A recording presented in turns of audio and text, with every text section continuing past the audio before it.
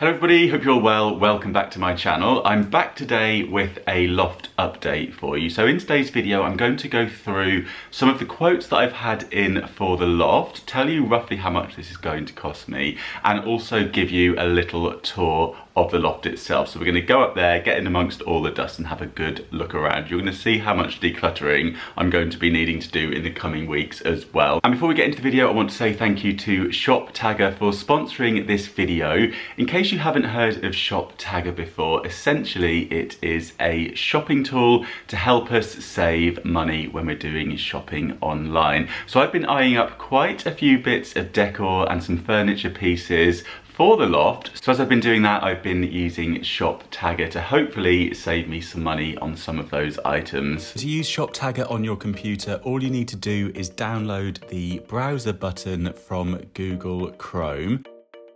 Then it's simply a case of browsing some of your favorite stores, and when you see an item you like, you can save it by clicking on the button here. You can get notifications via email when an item that you've saved goes into the sale or comes back into stock. And you can also get push notifications if you download ShopTagger's mobile app. You can also create really handy lists. I've got some on the go already where I'm planning for my loft. So I've got ideas for decor. I've also got a list for the bathroom too. Another thing that I absolutely love about ShopTagger is it lets you view coupon codes at the checkout. So as soon as you head to the checkout, it will find coupons for you, so you can try those out to get yourself the best discount on the item that you're buying. And they've just launched a new cashback feature, so you can earn cash via PayPal when you shop with some of their selected retail partners. So click the link in the description box to download ShopTagger for yourself, and thank you very much to them for sponsoring this video. Okay, so let's start off with the quotes. So in order to get the quotes for the loft, what I did was go on some local forums. You'll probably have one in your area. If you just type in your postcode or the name of your local area and then forum, hopefully one will pop up. And usually within those, you can usually find recommendations for different services. So in the search bar, just type in something like loft extension or loft conversion recommendations, if that's what you're doing. Obviously, if you're doing other bits of DIY, type in whatever it is the project that you need somebody to help you out with, and hopefully lots will come up. And that's when I go through them all with a fine-tooth comb and try to pick out any names that are jumping out at me or being repeated, highly recommended, and have some good thorough reviews. And then what I do is make a bit of a short list, and then with those names I then Google search them to then bring up any other reviews. Things like Trustpilot is a good one to look at, and just see how they are appearing online. The next step once I'd done my shortlist was to phone them up or drop them an email and ask them to arrange a quotation. So with the loft being quite a big project, I wanted the people to come and quote on site. So they did come here and socially distanced and generally just went straight up, had a look at the loft, waved a laser about to get the measurements up there. It didn't take long at all, and then they popped out onto the roof garden to have a look at the roof from there to get a better view of it. And that was pretty much it. Then we just had a conversation about the kind of things that we want to have up in the loft and the kind of specific things like where the bathroom might be and that kind of stuff. And so then they went away with that information and provided me with a written quote. So booking in the people can take a little bit of time. Obviously with lockdown finishing, there was a bit of a backlog, so they were getting around doing lots of different quotations. So getting the dates into the diary to get the quote, and then to get the quote itself, having had their visit, did take time. I think the longest was 8 to 10 days after the visit for them to actually provide the written quote. So I've just received the last one last week, so I was able to do my comparisons. So I do recommend you get a few quotes, especially if you are going for a big job like this. Definitely do your research. And the quotes did vary quite a lot, but then there's lots of movable parts within the quotes, if that makes sense. So I won't go into too much detail of the quotes because they are lists and lists and lists and lists of lots of different things that are involved with building a loft. So you've got things like the planning, the drawings, you've got things like the building materials, the labour, then you've got things like permissions, maybe if you need to park a van outside your home or get a skip outside your home or get scaffolding put up. All of these things kind of are listed in the quote and broken down, and then you have more kind of decorative things like what kind of bathroom you're going for or what kind of flooring, and again those things will often be left out of the quote because it may or may not be for you to provide those. So sometimes there'll be a line in your quote that says a standard amount for something, and then if you want to upgrade it a bit, maybe go for something a little bit nicer, then you have to factor in that extra little bit of money on your budget, if that makes sense. But I don't want to go into too much detail of it, or we will literally be here all day, and I bet you're waiting just to have a good look around the loft and see how much junk I've got up there to declutter. So I won't keep you with that for too long.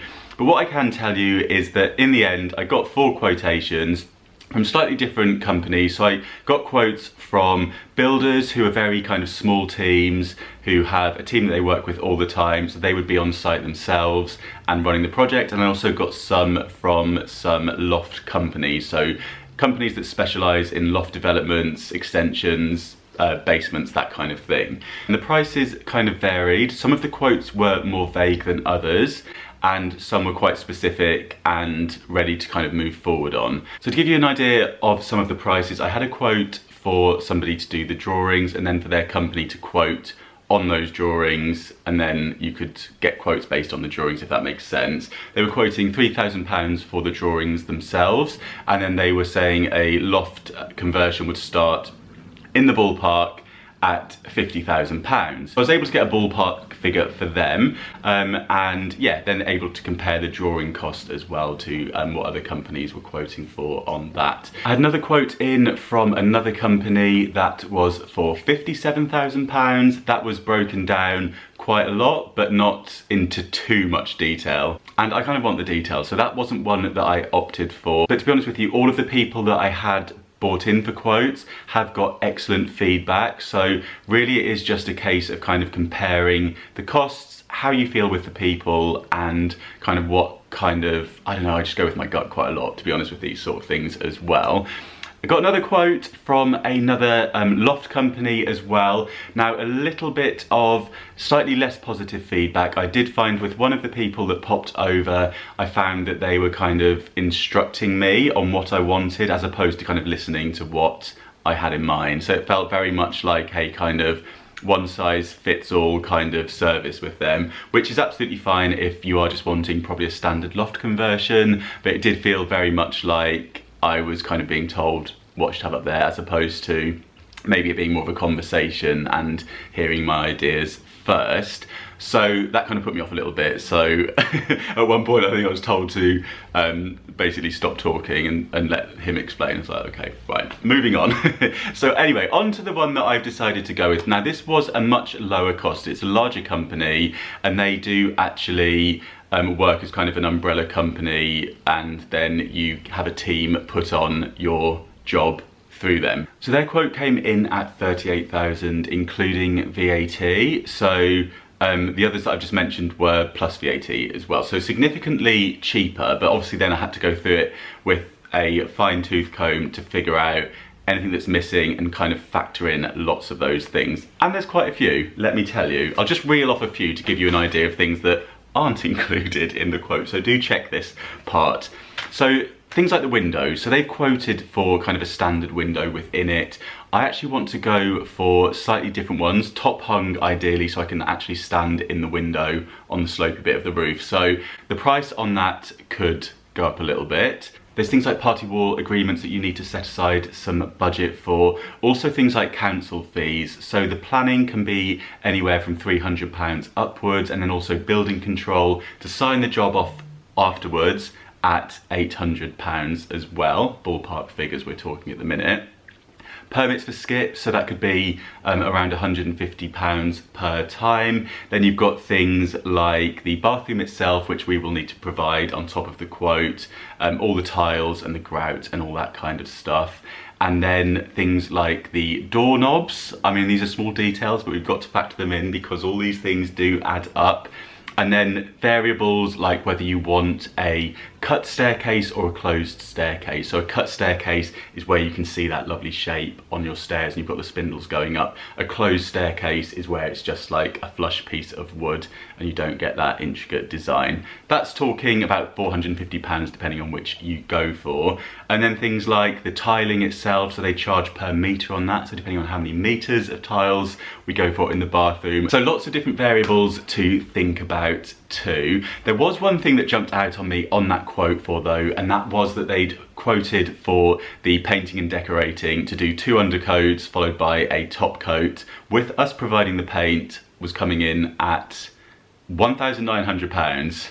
So I will be arranging a painting party and that came straight off, let me tell you. So that's gone. So the quote has been jiggled about a bit, so I've actually managed to get the quote down slightly, but then it's probably going to jump up again when things like I get excited about bathrooms, etc, etc. So we'll see how we get on, and obviously you may be able to find cheaper loft conversions. You'll probably find much more expensive ones as well, but all I can say is these are quotes based on builders in South East London. So depending on where you're doing a loft extension, that will obviously have different impacts on things like the value of the property as well, so that's something else to keep in mind too. So yeah, hopefully that's given you a rough idea of kind of the costings that we're working with. Yikes. And now I thought, let's go and have a little look at the loft as it's looking now, see the mammoth task that I've got ahead of me of getting that all cleared out, and yeah, we'll go and get dusty. Oh, one more thing, the lead time on the build, I was hoping to be getting this done in the coming weeks, but the company's actually fully booked at the moment, so it's looking now like this won't be happening until the new year, which is kind of a relief.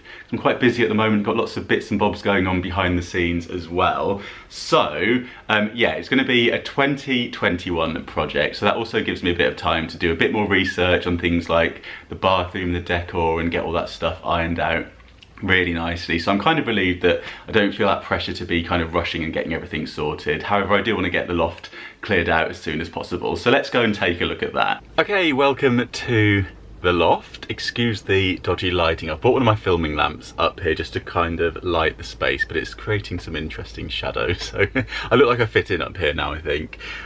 So what we'll do is we'll just have a look at the space that we've got up here, see what it's like in its current condition, and I'll try to describe to you kind of where things are going to be, but we're gonna have to use our imagination a little bit because yeah, it's very dusty, it's very dark, and it's full of stuff that needs to go as well. So let me show you around. So as you can see, we have the loft hatch just here, and then this is the back of the property. So essentially the roof garden is out over that side as well, and this sloping roof here, so this half will actually be brought up to become a flat roof. So all the floor space going out this way will then have a wall going up to head height and a flat roof above. So essentially all of this half will be what is called the dormer. So that is going to be a right angle instead of the sloping roof. So all this will come away and be replaced with that right angle. And this area here will actually be where the stairs come up. So below here is the stairs and below there is the landing. So the stairs will continue up here and they'll go up and they'll go round the corner and then they'll come back up to this area here. And then somewhere around here there will be a door into the main space. And then usually with lofts like this you'll have two options. You'll have one to put the bathroom area into this corner. This is actually above our bathroom, this area here. So the good thing with having the bathroom here is obviously the plumbing straight down below, and we have the pipes out the back already, things like waste and that kind of thing. The other option, which is quite common, is to have the bathroom or shower room in this section over here. So it would kind of sit behind what would be the staircase, and you'd have a wall there dividing the stairs off, and then you would case in a bathroom here. You'd have less head height, but what they tend to do, I think, is tuck the loo into the lowest part, which would kind of be here, and then the tallest part would become where your standing shower would be.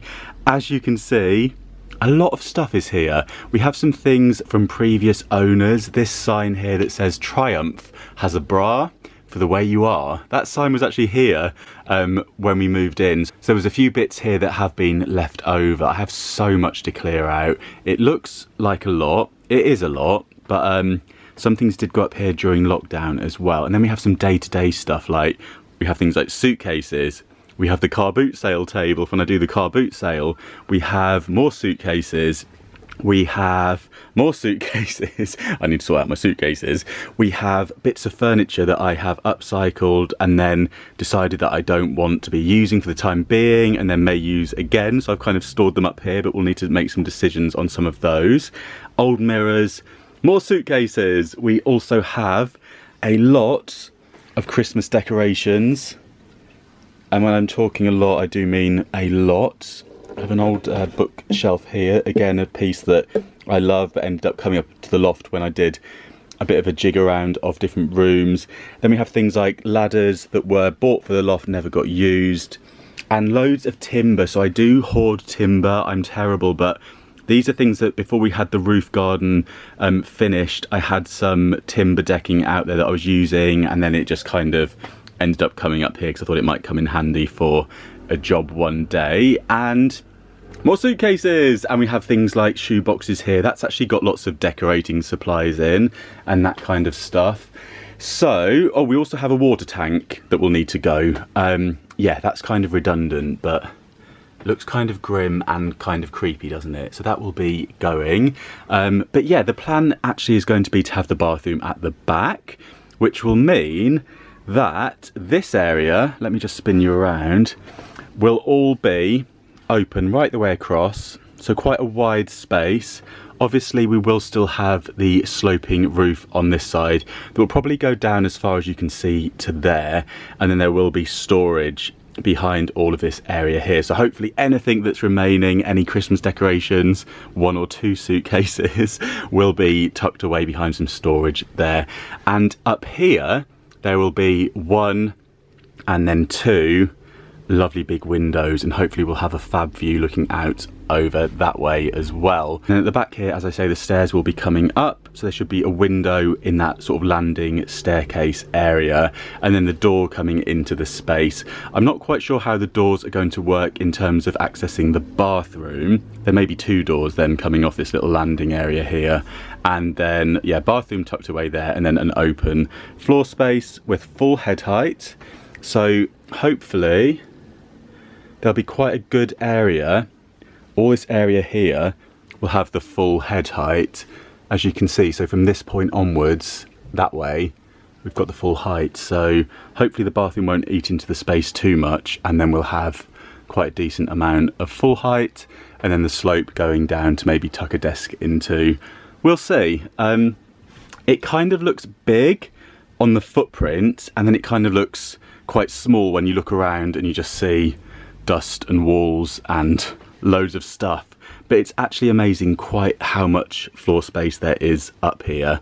Once you get right to those far corners, all the way out to there, there's a lot of space going that way. So once that becomes a right angle and the bathroom's tucked away over into that, then I'm hoping that there'll still be a really good amount of floor space here with a full head height. So, excuse the lighting as I say, but I think the declutter, sort out, removal of junk is going to be quite a big job, so I'll probably be doing it a little bit at a time. It's not something that I really want to be trying to do all at once. So I think what I'll probably start off by doing is spending some time up here with some of the suitcases that probably don't need anymore, but I kind of kept some for rough and ready, and then I've got some other nicer ones and that sort of thing. So what I'll do is I'll probably fill some of the suitcases with some stuff and start getting rid of stuff that way, and then maybe we'll get rid of some of the bigger pieces like the timber.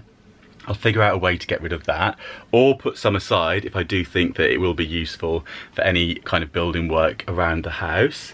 And then we need to tackle the shelves over there as well. There's lots of stuff in there that could be potentially a little bit sentimental. I'm spotting some VHSs with some old footage in, so I'll probably take those into a Snappy Snaps or similar to get those all put into a digital media format, so I can get rid of all of those. Then I've got some random stuff like some decking oil down there, so that should go down, use that up on the deck, and then get rid of the tin.